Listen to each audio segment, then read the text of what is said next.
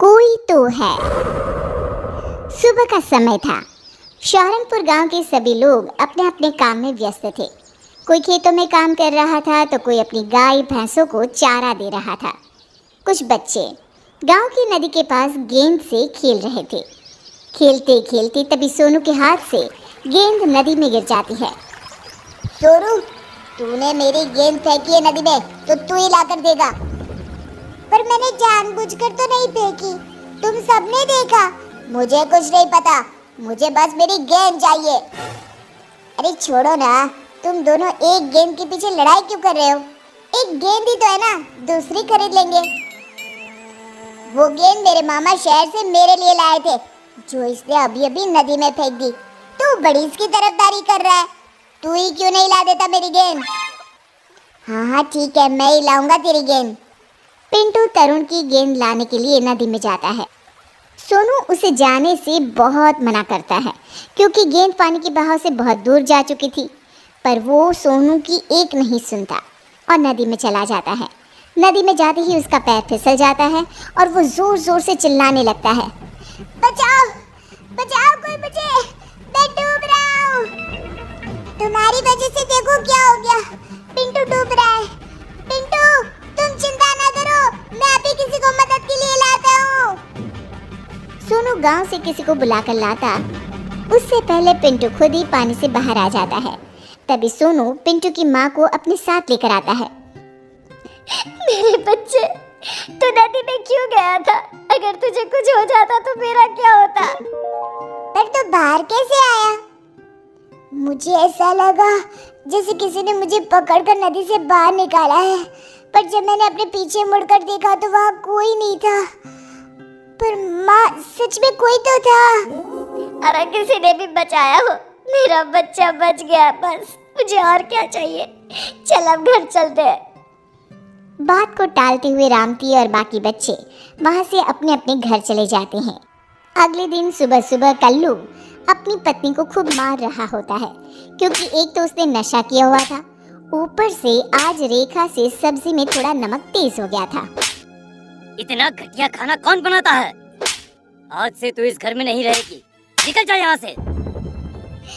मुझे माफ कर दीजिए, आगे से मैं ध्यान से खाना बनाऊंगी, बस मुझे घर से ना निकालिए।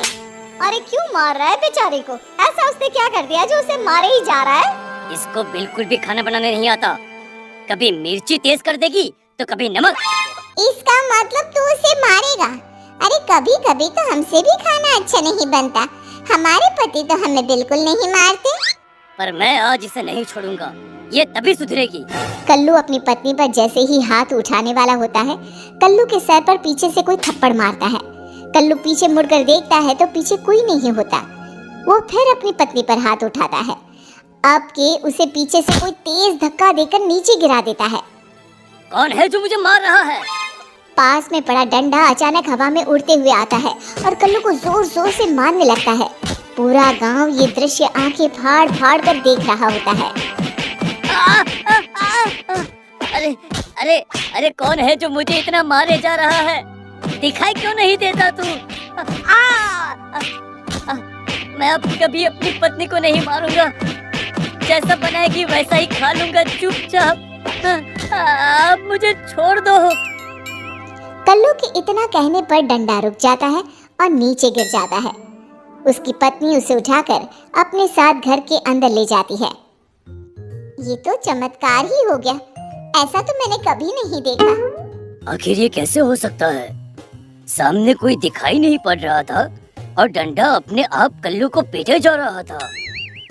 कुछ भी हो भीमा भाई, जो हुआ बहुत अच्छा हुआ।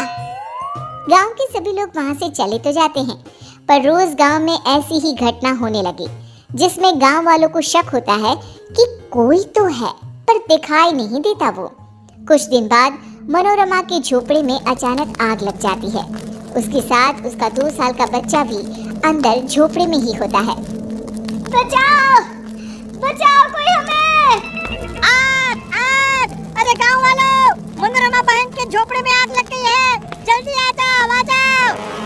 अगर इस आग को जल्दी से नहीं बुझाया तो मनोरमा और उसका बच्चा इसी आग में जलकर मर जाएंगे। उसका पति भी घर पर नहीं है। अरे वो तो खेत पर है। बातें बनाना बंद करो और जल्दी से इस आग को बुझाओ, जल्दी करो। आग इतनी तेज थी कि काबू में नहीं आ रही थी। हे भगवान बचा ले, अब तेरा ही सहारा है, मेरे बच्चे को बचा ले। तभी एक जोर का झोंका आता है आंधी का, धूल भरी, उसमें ढेर सारी रेत और मिट्टी थी। गांव वाले अपनी अपनी आंखें बंद कर लेते हैं क्योंकि आंधी में उन्हें कुछ भी दिखाई नहीं पड़ रहा था। तभी वो धूल भरा झोंका मनोरमा के झोपड़े से टकराता है। मिट्टी और रेत की वजह से आग बुझ जाती है और मनोरमा अपने बच्चे को लेकर बाहर आ जाती है। ये तो चमत्कार ही हो गया, एक पल में आंधी आई और आग बुझाकर चली गई। ऐसा लग रहा है जैसे जानबूझकर किसी ने वो आग बुझाई हो। कोई तो था जिसने मेरी और मेरे बच्चे की जान बचाई, पर वो दिखाई नहीं दिया। ये हमारे गांव में क्या हो रहा है? कोई तो है पर वो हमें दिखाई क्यों नहीं देता? काकी ने बिल्कुल सही कहा। इस गांव में कभी भी कोई मुसीबत हो तो वो तुरंत आकर उसे बचा लेता है, पर कभी किसी ने उसे देखा नहीं, बस महसूस किया है। अरे मैं तो कहता हूँ क्यों न हम सब मंदिर के पंडित के पास चले। हाँ, ये सही रहेगा। वो पंडित जी बहुत पहुँचे हुए पंडित हैं, वो जरूर बताएंगे इसके बारे में। फिर सभी गांव वाले मिलकर मंदिर जाते हैं पंडित से मिलने। अरे भाई क्या हुआ? आज पूरा गांव मंदिर में कैसे? जरूर कोई बात है। आपने बिल्कुल सही कहा, हम सब आपसे उसके बारे में ही पूछने आए हैं, जो गांव में है तो सही पर दिखाई नहीं देता। पर हम सबको पूरा विश्वास है कोई तो है जो सबकी इतनी मदद करता है। तभी मंदिर की जोर से घंटी बजती है। सभी गांव वाले घंटी की तरफ देखते हैं पर वहाँ कोई नहीं होता। जो मैं देख सकता हूँ वो आप सब नहीं देख पा रहे। वो घंटी किसने बजाई ये सोच रहे हैं ना? हाँ पंडित जी, फिर वही कोई दिखाई क्यों नहीं देता? आपको तो सब दिखाई दे रहा है, तो बताइए ना कौन है वो? कौन है? वो भूत है, उसी ने घंटी बजाई है और वो बिल्कुल मेरे सामने खड़ा है। भूत का नाम सुनते ही सभी हैरान रह जाते हैं। पंडित अपने लोटे से जल लेकर भूत के ऊपर डालता है। तभी वो भूत सभी को दिखाई देने लगता है। सभी उस भूत को देखकर डरने लगते हैं। इस भूत से तुम सबको डरने की कोई जरूरत नहीं। आगे की कहानी अब तुम ही बताओ इन सबको। हाँ, मैं हूँ वो जो कभी किसी के बच्चे को नदी से बचा रहा हूँ तो कभी किसी को आग से। वो सब मैंने ही किया है और ये सब मैं इसलिए कर रहा हूँ क्योंकि मुझे अपनी गलतियों पर बहुत पछतावा है। मैं वही चोर हूँ जो अक्सर गांव में चोरी किया करता था। मैंने बहुत से घरों को लूटा था। ये सब उसी का प्रायश्चित है। मैं मर गया और भूत बन गया, फिर भी मुझे अपनी गलतियों का पछतावा होता रहा। एक दिन पंडित जी ने मुझे देखा और बोले, जिन घरों को तूने लूटा था उनकी रक्षा करना तेरा फर्ज बन गया है। तभी मुझे अपनी गलतियों की माफी मिलेगी और मुक्ति मिलेगी। अब तुम्हारा प्रायश्चित पूरा हुआ। मैं तुम्हें मुक्ति प्रदान करता हूँ। उसके बाद भूत उस गांव से हमेशा के लिए गायब